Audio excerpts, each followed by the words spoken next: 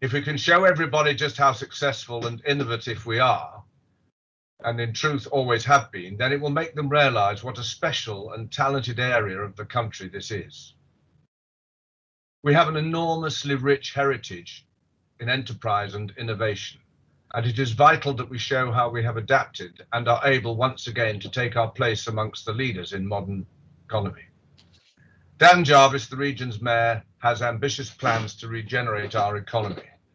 The whole community needs to support those endeavours and to do what we can to promote the region as a first-rate place to invest and to do business. That is why I am personally supporting laptops for kids and the Sheffield Hallam University initiative Skills for Schools. Through these initiatives, I hope our young people access every opportunity to develop personally and achieve the necessary life, digital and academic skills to enable them to take up the new jobs Sheffield City Region's initiative will create.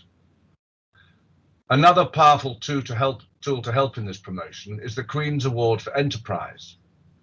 This is a highly prestigious award for outstanding achievement by UK businesses in the categories of innovation, international trade, sustainable development, and promoting opportunity through social mobility.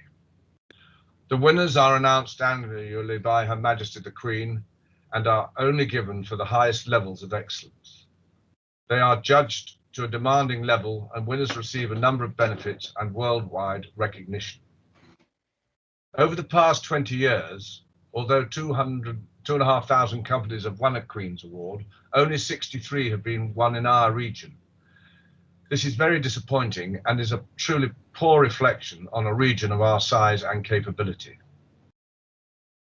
I know there are many businesses out there capable and worthy of recognition. The region needs people from outside to recognise the extraordinary talent and the capacity for innovation which exists in South Yorkshire. Quite simply, the more Queen's Awards we win, the stronger and louder the message that not only is our region open for business, but also with the availability of superb resources of great enterprise and skilled workers to operate and compete in world markets. It's a great place both to be in and to do business with. The next round starts on May the 1st and closes in early September. The journey will not be a pushover, nor would you expect it of the highest award available to a company in the United Kingdom. There may well be disappointment along the way, but those who have achieved recognition will tell you that it really is worth it. It has significantly boosted their sales, including helping gain access to overseas markets. In the field of innovation, it is seen as a mark of serious achievement, and almost of greater importance is the positive impact on the morale and corporate pride of everyone connected with the company, as they realise they have joined an exclusive club which consists of the market leaders who have shown excellence in the fields of innovation, international trade, sustainable development, and promoting opportunity through social mobility.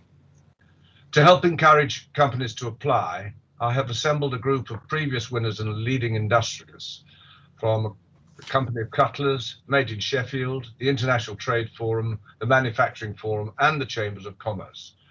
They are here to help you in your submission and to support you during the process. They are all dedicated to the cause and are giving of their time voluntarily. I strongly suggest that you make use of their talents and experience.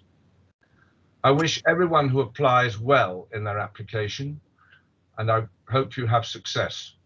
The Lieutenancy is here to help, and as I retire in November this year, I know that my successor will take great pleasure in presenting the awards to the successful applicants in 2022. Thank you very much.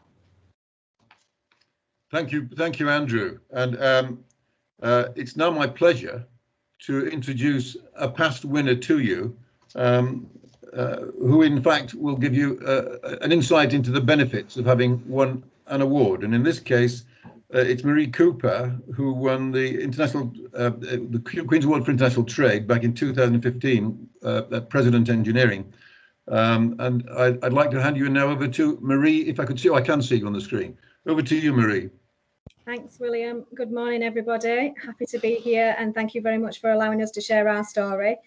We did win the International Trade Award back in 2015, and we'd won a number of awards between 2010, when we created President Engineering Group from the management buyout, and 2015. But it is the highest level of excellence award that you can actually obtain, and that's the reason we wanted it. We wanted to do exactly what Andrew said, is shout about our successes in the business.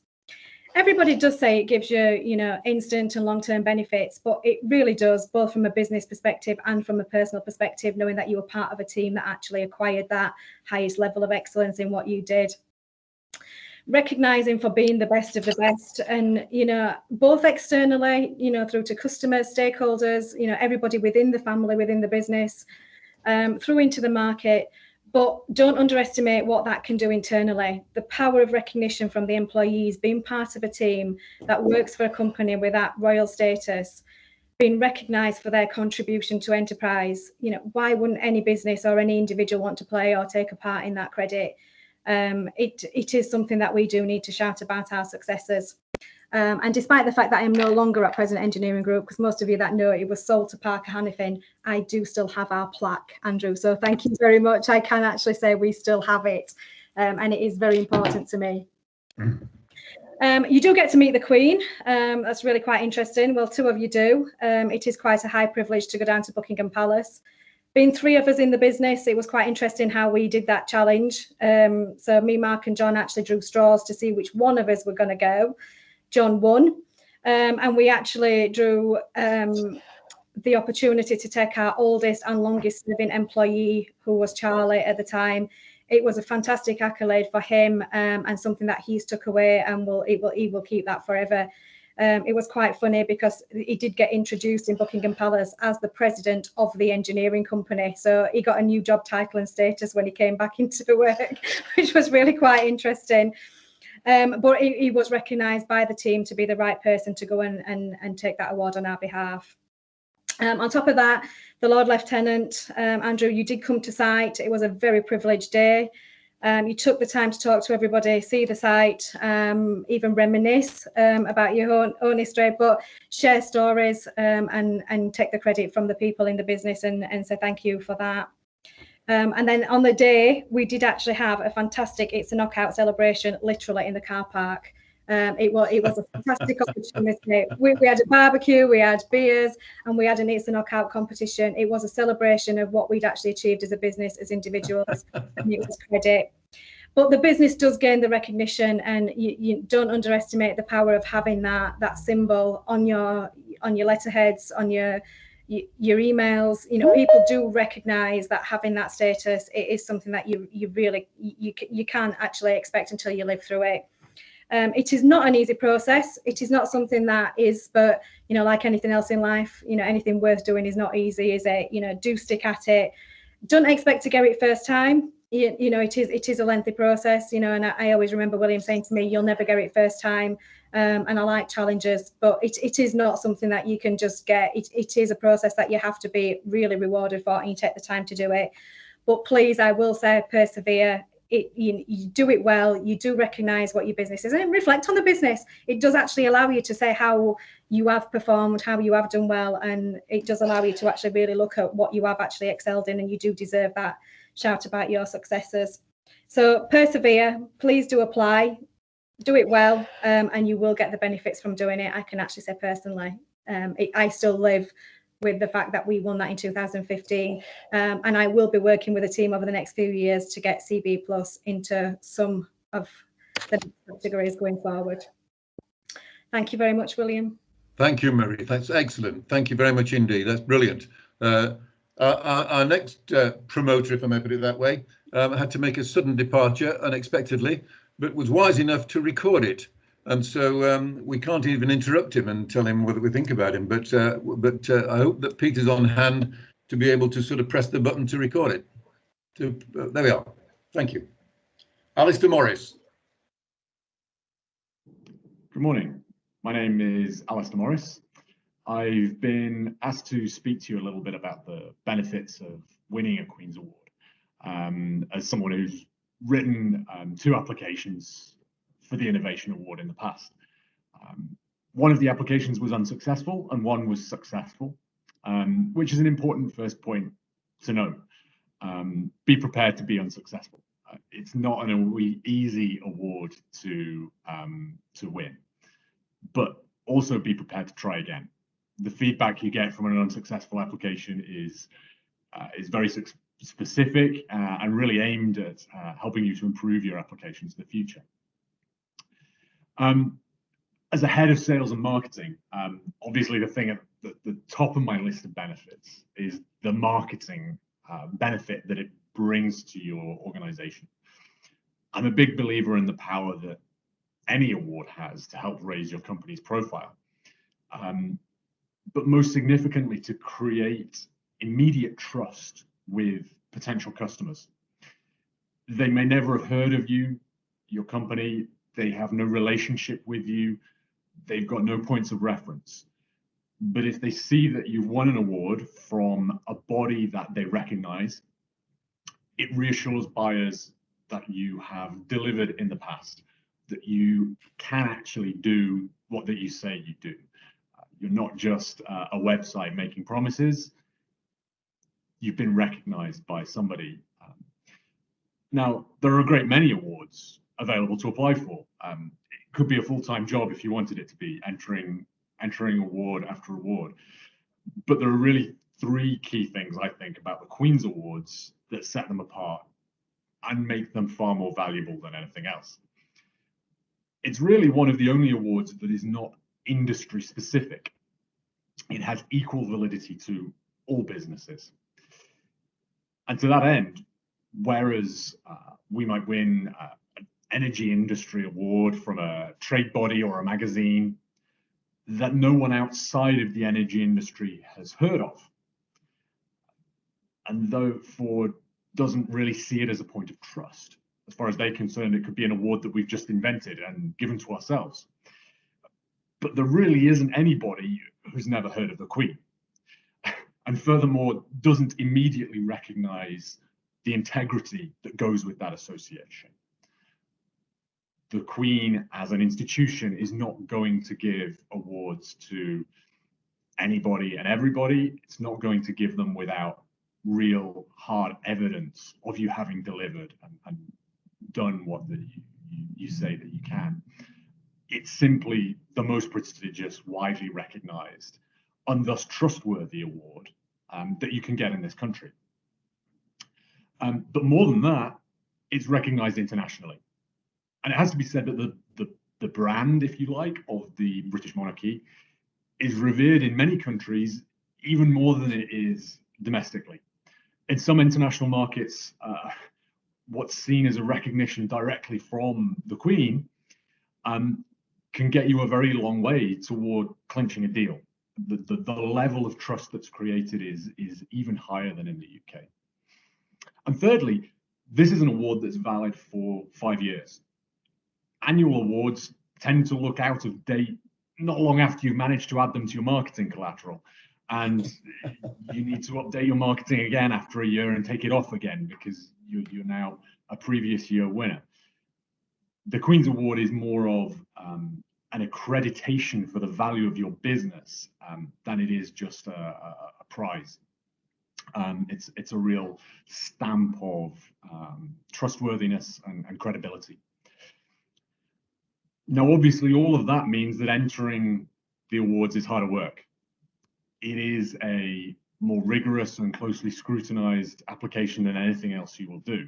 But the effort needed is precisely what gives the award its integrity. And I wanted to finish up by highlighting the other huge value of the award, which is not sales and marketing, but the value to employees, employee recognition and pride. Everything I've just said about the value and prestige of the award is equally true for your own workforce. It carries the recognition for their hard work that they've been putting in for years. And when you're looking to attract and retain the best talent into your organization, it goes a really long way to demonstrate to the best candidates that you have something that sets you apart, that there's something special that happens in this company. So don't be put off by the hard work involved in applying. the benefit is definitely proportional to the effort. Thank you. Well, you can't hear me saying it, and Alistair, but that was excellent. Thank you very much indeed. Thank you for that. Well, that gives you all an insight into what we're talking about today. And the one thing that I think that we must remember, that the most important thing is that there's a misunderstanding that it's only large companies that can apply for Queen's Awards. And yet there is a significant number that are employing less than 10 people that actually are very successful. And I know that during the stages of my chair as chair of International Trade Forum, one local company only employed 5 people and got it on their first application, which is remarkable. But what we've got to remember, and this is why the Lord Lieutenant's initiative is so important, is not only to get the number of winners, it's to recognise that all companies must aspire to achieving an award that of such recognition, because it is the most important, it is the greatest one there is to get. And whilst we've got bragging rights, I'm going to put one of mine as well, just so we can just say that I'm a genuine person with a background of having won it twice. But that aside, I'm going to get straight on to the mechanics of what we hear today, rather than any more waffle, if I may put it that way. And so what I want to say is the first item that we're going to talk about, and something that you may have received or should have received when you received the flyer with all the information in it, was the situation with regard to eligibility. And on eligibility, it's important that we just very quickly go through what are some of the most important things that you have to consider. It goes without saying that you've got to be based in the UK and registered accordingly. You've got to file company tax returns with the Majesty's Customs and Majesty's Revenue and Customs, in other words, Company's House. It's going to be a self-contained enterprise, but that doesn't mean to say you can't be a subsidiary. You can be a subsidiary of a foreign country, but providing that you fulfil those conditions I've already mentioned.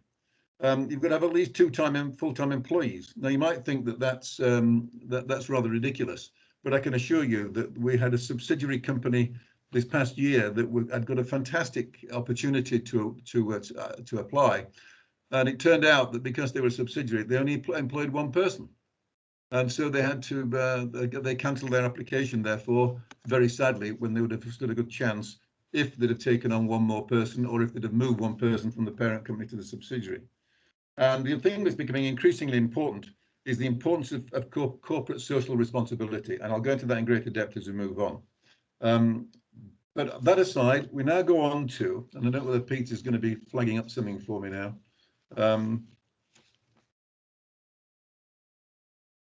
There we go. We've even got both the Queen and the Lord Lieutenant there. But we're going to go on to the entry criteria. The entry criteria are what it's all about. And from there, I don't know whether you're going to flag up the next one, Peter, which is these are first of all, our four different categories: international trade, innovation, sustainable development, and promoting opportunity through social mobility.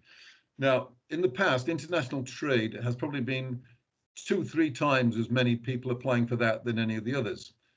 This year, for the first time, there were as many applicants for the other awards as there were for international trade.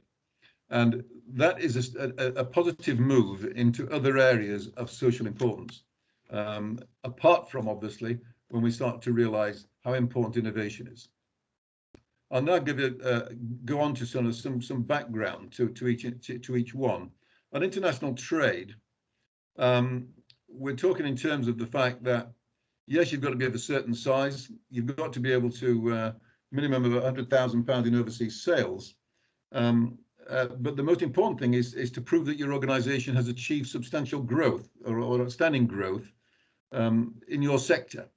And it's the sector that's just as important, because they're measuring you not against all exporters, but people in your particular sector.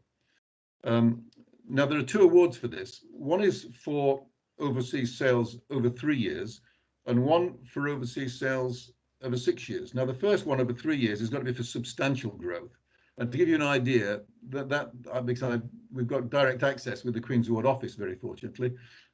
They've advised me that means, from their point of view, that you've got to achieve growth of a minimum of 20% per annum growth compound. That's a lot. It's not a lot if you're starting off with 100,000, but it's a hell of a lot if you're starting off with 1 million. And so you've got to bear that in mind. The other one for sustainable growth over 6 years is the one where you can just show consistent growth, without it necessarily being at 20% growth per annum. In both cases, you are not allowed to have any dips in sales. And this is what is vital and catches out nearly everybody, because it's very difficult, not necessarily over 3 years, but over 6 years, to go 1 year without having a dip in sales. And we might cover the COVID at some stage, but just to give you an idea, obviously, that some companies, or a lot of companies, suffered either in 2020 or 2021, or in both. And what the Queen's Award Office did last year was to say, we'll ignore the most recent year. You can put your view it from the point of view, for example, that what you're using is your final year of 2019, not 20. But they still haven't made the announcement as regards what they're going to do for this coming year. And we're not going to find out until the application forms are published on the 1st of May. So I can't give you any further advice, but I will come back to it, because what is important is your year-end dates. And I will cover that actually whilst I'm at it, because it's one important thing for everybody to understand. All those companies under 10 million that are probably just submitting abbreviated accounts to the Company's House, they're probably in a better position in the sense of how more recent their year-end accounts can be submitted. For example, if your accounts were up to the end of March, and you were able to submit them within 3 months, I would insist, then it gives opportunity for the Company's House to vet them sufficiently, which they have to be done by October. Any later than March becomes problematical because of the pure timing of it. So it depends, but abbreviated accounts, they're not going to spend too much time examining abbreviated accounts because there's not exactly a lot to examine. So all those companies under 10 million can take more recent year-end accounts than probably larger companies. Because with larger companies, they have to have their accounts audited. And we all know how long that can take with outside auditors approving your accounts before you're submitting them. So it's highly unlikely that anybody that's got a year account beyond the year end of 31st December, for example, for this year, would be able to submit them in time for them to be examined by the Company's House. And I would suggest that if they're over 10 million, that the 31st December of 2020 would be the absolute latest that they could consider submitting accounts for. This is before we find out any particular rules about COVID, but these rules apply basically to all the applications, whichever category we're talking about of the 4. So the entry criteria is basically that's for international trade, but it covers most of the others, as I've just mentioned. The interesting thing about innovation is that it's more flexible. We're not talking in terms of dips in sales or anything like that. And they're looking at whether the innovation has been on the market for at least 2 years, whether they've recovered all their investment in that period, or if not, then are they going to recover it over a commercial period of 5 years? So it's very flexible in that regard. What's more important is how good is the innovation. And it doesn't have to be international, it can just be national. But the most important thing is there's got to be a significant novelty about it. And that's where innovation comes into its own, and where in this region we've done exceptionally well this year in the number of applications that have been made. So it's obviously got to be an invention, design or production of goods. It's got to be associated with performance of services, marketing and distribution, and after sales service as well. Sustainable development is becoming increasingly important from the point of view of how our society is becoming more green aware, if I may describe it that way. And from that point of view, it's a similar thing. They've got to show sustainable development for more than 2 years. They've got to be able to show and prove the benefits and positive outcomes of their interventions to society. It goes into far greater detail when I'll give you this in a second when we start talking in terms of the application forms. But there is a substantial amount of material that you have to, background work that you have to get, and I'll come on to that. The final section is promoting opportunity through social mobility. And this is a relatively new award, or shall we say it's relatively new in the sense of how it's been changed or modified. And it's been modified because to take into all considerations, not least of all, for example, I've been alerted to the fact that there's been an application made this last year for a company that was set up to support refugees. Now, I don't think that would have figured 10 years ago as regards on the list of Queen's Awards, but more likely it does now. And from that point of view, it's got to provide work experience or careers advice, mentoring, offer interview and job relating training, make sure your recruitment process is open to everyone, blah, blah, blah. But it's more specific than that. And what I'm going to do now, I'm going to go and give you a bigger, more details about the individual ones. I'm not certain we've got another slide or not, Peter. I think we have probably showing the 5 or 6 sections of an application form.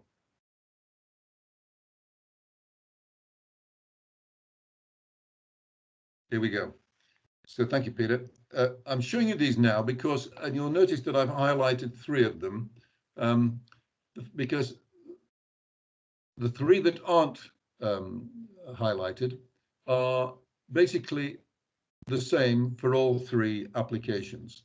The first one is just your background company information in some depth as regards ownership, depth and so on. And to give you an idea, I think I've got that here somewhere, that yeah, company information is for all of them. It's 6 pages of questions, 33 questions to answer. And you might think that's a lot, but some of them are like, you know, what's your address, what's this, so on and so on. So the company information is pretty straightforward in that regard, it's routine. I'm going to jump ahead to E and F, then we can get these out of the way. The E is just purely and simply you providing details of your, not social media necessarily, but your website certainly, and you're allowed to send 3 additional documents no more than 1 page long. They don't want to receive catalogs, magazines, or anything. They just want to keep it short and sweet, hence the emphasis on website. And that's the same for all categories of applicants. Same with section F. That's quite simple. That's you stating that you accept responsibility and are legally liable for any error that may cause upset to Her Majesty. So beware. And on that note, I'll just point out to you that if you are successful in reaching the shortlist stage in October, to give you an idea, this year there were just over 700 applications, of which 2/3 missed out, and only 1/3 went through to closer scrutiny. There are then 41 different government departments that are liable to examine your application. And as was pointed out to me, the reason they have to do this, and a lot of it's to do with financial and legal, to make sure that your accounts are correct, that they've been re-audited, because they'll insist on them being audited independently then, even if you're only under 10 million. But equally, it's the person whose name is attached to the actual award. And you can imagine if they suddenly found out that there'd been a fraudulent exporter, for example, and it was suddenly announced that the Queen had awarded them the Queen's Award for International Trade, it would be a bit of a besmirchment of her status. So that's why there's so much scrutiny that goes into it. Right, we're now going into, therefore, just talk about specifically some of the other awards now, because the most important thing, when you start talking in terms of section B, you're going to be giving a detailed explanation of all the 4 different categories. So I've put it up at the present just for international trade. You will, in fact, of course, do it for the other categories, as I've said. And on that, this can vary, but as regard the number of questions that you've got to do. But I'll give you an idea. In the case of international trade, on the corporate responsibility, there are, sorry, I beg your pardon, on international trade, there are 4 pages of 17 questions, each one of which will take between 100 and 500 words. And the same will apply to others. Innovation is 4 pages and 20 questions, and so on, depending upon the category, all of them which. But this is important in the sense that they want to know the story about you. And this is where you've got to write a good script. They want to know in succinct terms, how you've been successful and how you managed to achieve it. And this is important for them to sort of recognise. They talk in terms of it being brief, but it's, they're asking you to present the details of your products or services that you export and give us evidence of their commercial impact on your business. And I love this bit. Please avoid using technical language in this section. You can imagine that says exactly the same when you get to innovation, which makes it more difficult. And the point making here, small organizations, small is definitely under 10 million in their view. But when assessing, they consider what is reasonable performance given the size and sector of your organization. If you are a small organization, do not be intimidated by the questions that are less relevant to you. Answer them to the degree you can. So they're sympathetic in many ways. Now, as we go through this, it's exactly the same, therefore, on commercial performance. This is when you are giving your financial information. And this financial information covers the number of years that they've requested. I've mentioned it for international trade, it's going to be 3 years or 6 years. And for the others, it's going to be 2 up to 5, mainly 2. So that's not too bad. It's much more onerous for international trade. But that's the criteria that are set. When we go on to another category now, we're going on to corporate responsibility. And this is where there is an increasing amount of attention being given to the impact on society and so on. And from that point of view, I'll just read off the briefing. It's a chance for you to show your responsible business conduct and its social, economic and environmental impact, and that all applicants must demonstrate how to meet commonly accepted standards of corporate responsibility. Applicants who are not able to demonstrate corporate social responsibility will not be successful. Now, when we go on to the actual application forms itself, that's basically exactly the same what it says for other sections. But I've got to point out to you that with some, for example, when we start talking in terms of sustainability, there are more questions to cover when we start talking in terms of that category. So it does depend upon which one you're talking about. International trade, you've only got to do 6 pages, I think it is, or 15 questions, 5 questions. But when you get on to others, you've got probably 10 pages and 20 questions. So it does depend upon the different category. When I go on to talk about promoting opportunity, I've highlighted the fact it's a relatively new award. What I can assure you is that we have got, we're in a position where we've got fantastic support that we're able to offer you. The reason being is that we've got direct contact with the Queen's Award Office. And for any questions that are put to us, technical or otherwise, and there are always numerous ones, then we have to, we're able to speak direct to them to get an answer. We don't have to guess it, in other words. We're able to submit it and discuss it with them and then feedback to you. And when I say we, I'm talking in terms of this instance being the International Trade Forum, because as one of the organizations that are collaborating for this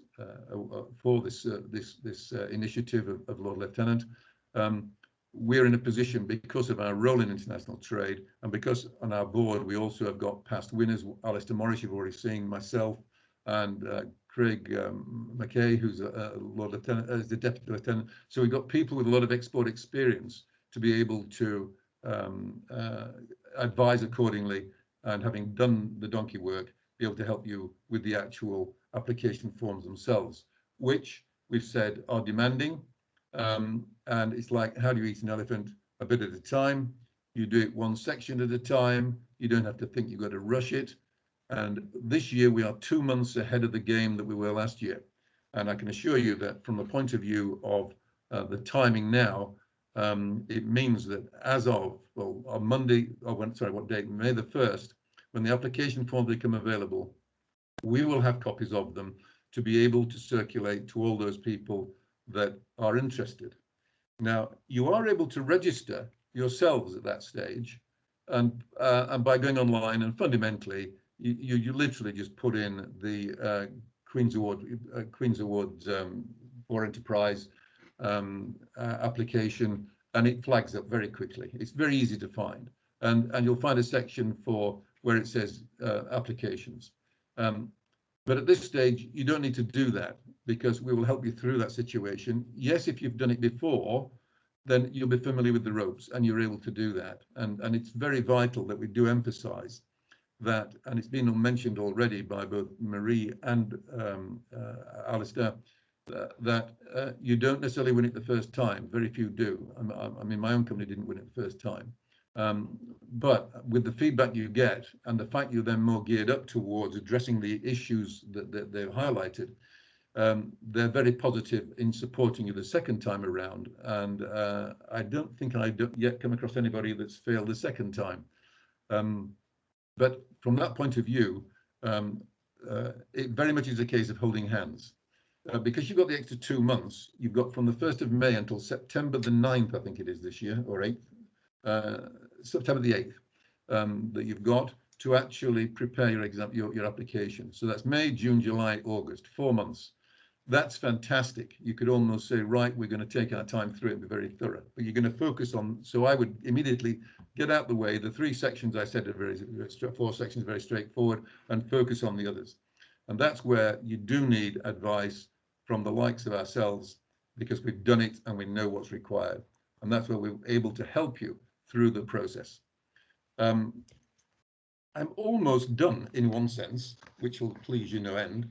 But I've got to re-emphasize a couple of things. First of all, the application timetable, which I think that Peter can flag up for me. That I've mentioned the 1st of May as regards the application forms. The 8th of September is the application date. You then are advised after that as regards, I'm just trying to find my piece of paper on this one, what the process is after that, and because it is important. Here we go. So in October, the shortlisted organisation will be notified. In November, those organisations will be, shortlisted will be asked to provide verified commercial information. March 21, the winning organisations are notified. That's a hell of a long time. That's 4 months.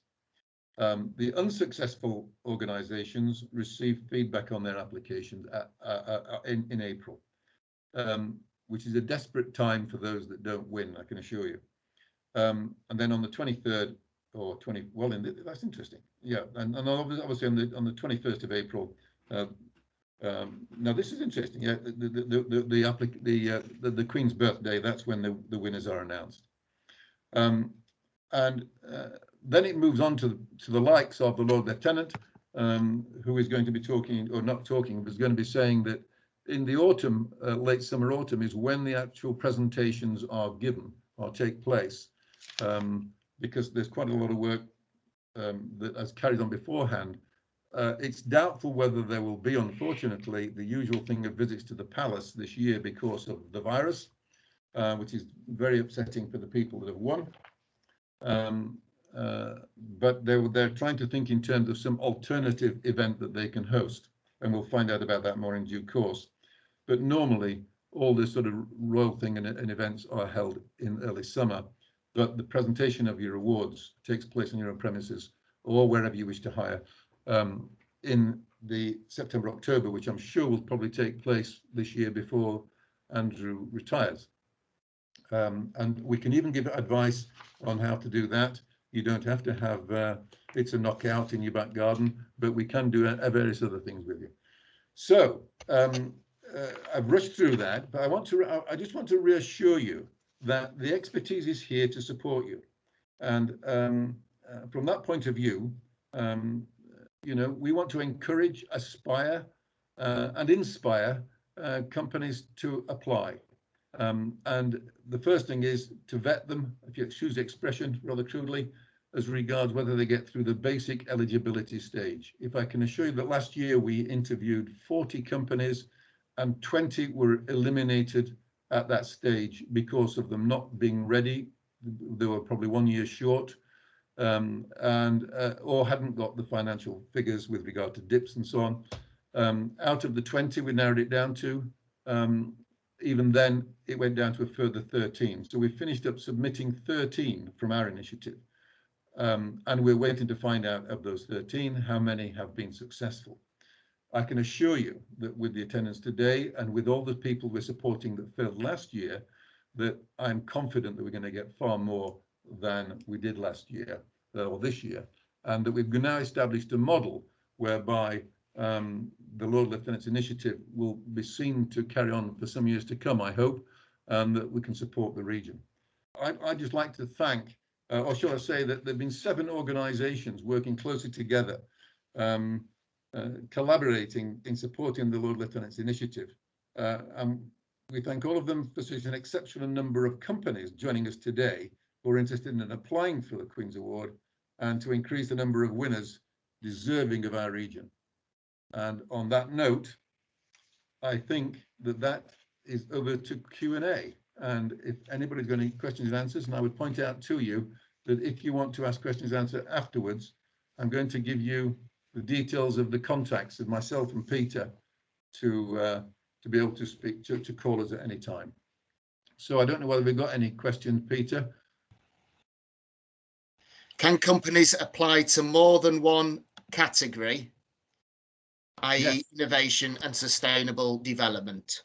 If they were clever enough, they could apply for all 4, but it is fairly common for companies to apply for more than one. I think that one local company that's been very successful at this is AES, who have continued to submit not only Queen's Award for innovation, which you can do annually, but the Queen's Award for international trade, you can only do every 3 years. Don't ask me why. But so it does mean that you can apply for more than one award at the same time. Okay, thank you.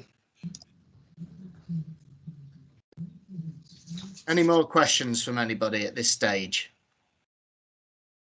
Peter, could I just interrupt and whilst people are thinking and say something else to add up, which goes back to the employees, because it has all been about the company and everything else, and it is a team effort. And one of the things I like to do when I go and make the presentation is insist that the photographer, who might precariously be in a cherry picker or something, takes a picture, if possible, of a gang show of the whole lot, of the whole workforce with the award and myself in the front, so that at least they've been part of it. And many a time I've gone there and I've been able to say to the assembled party, why are you all improperly dressed? I've got all my uniform on. Why haven't you as individuals, employees, your miserable employers, gone into the budget and paid for you to have an enterprise badge, which is the same as the logo? Every employee is allowed to wear that badge. And it's another way of extending the success and making them a feeling part of it. And it's really quite important, I think. It may seem small, but it's an inclusive small part that I would just like to bring to your attention. And finally, ladies and gentlemen, I would say many of you will remember in your examinations, you went into a horrible subject you didn't like and you looked at the paper and you thought, bloody hell, I don't know any of this. What am I going to do? And then when you get stuck in, you find it's not as bad as you think. Just remember that when you look at the pile of papers that William's telling you you're going to have to look at to confront, once you get stuck in, there is a logic. And actually, it does bring to the fore a lot of things that you may not have known about in your company. When I was working as a corporate lawyer, I retired many years ago now, many a time a client would sit in front of me and say, and I'd say, well, anything about your business I need to know? No, it's perfect. I said, right, well, let's just sit down and start and talk. And by the time you'd finished, there were 1 or 2 items that you're rather glad you knew about then and not at the completion meeting that come out. So what I'm saying is it does actually help the company mature, give itself a sort of a self-assessment, and you know, that's what it is. So that's all I wanted to say. But thank you again for all those wonderful speeches and for all the support that all these people are giving and are prepared to give to you. And it does give people, I can tell you, go around these factories, you get in there, and I'm in the middle of some of the dirt. None of them are dirty factories, but I go into the factory with 400 or 500 employees, and there I'm in my bling with my sword and everything. It really is an absolutely wonderful moment. And I think I enjoy it as much as anybody. So there you are. Well, I can mirror that by saying that if when you prepare it, and I would say that Marks and Spencer's party food is absolutely sensational when you're providing it for over 100 people. Mini jellies et al. But just to emphasize what's been said, I think that the greatest thing that I felt about winning the Queen's Awards were, in no particular order, but certainly one's employees. They thought it was sensational to suddenly be part of an organization that's been acknowledged and recognized. Secondly, your suppliers, certainly your customers, and also your region. And I know that when I won the award that was presented at the Cutlers, you were surrounded by your friends, your fellow businessmen locally, so to speak, and that felt even more important than in some ways being in a strange place like the Palace and not knowing anybody. But it's all very important, and it's great, and it's fantastic for recruitment as well, as been mentioned. And you've got one big advantage. Whoever is preparing your award for you, if they've got previous Queen's Award application experience, then fine. If they haven't, I can assure you it is well worth your while checking it for you, because we understand the language that's needed and also what they will be looking out to pick spots off. They're not there to look at just the good things. They're looking to also think out the bad things, because they've got to sort out a significant number, reduced number, because at the end of it, there may be 250 winners overall, but they've got to be vetted, and they'll pick any spots at that stage. So that, I think, is it. If I don't think Andy or Abby have turned up at last minute, have they? So I shall have a word with them afterwards. They're there. But anyway, thank you very much indeed. In your study, William. In your study, no doubt. But anyway, thank you very much indeed. I hope it's been worthwhile. We hope so. We've now got a list of over 70 people that were attending today. We will sort out the companies there, and we will follow it up with you, either direct or through your local chamber, and ensure that you're not let off the hook, and will in any way, shape or form hope that we can advise you through the process. So good luck to all of you. Thank you for joining us, and look forward to hopefully speaking or seeing you again soon. All the very best. Thank you.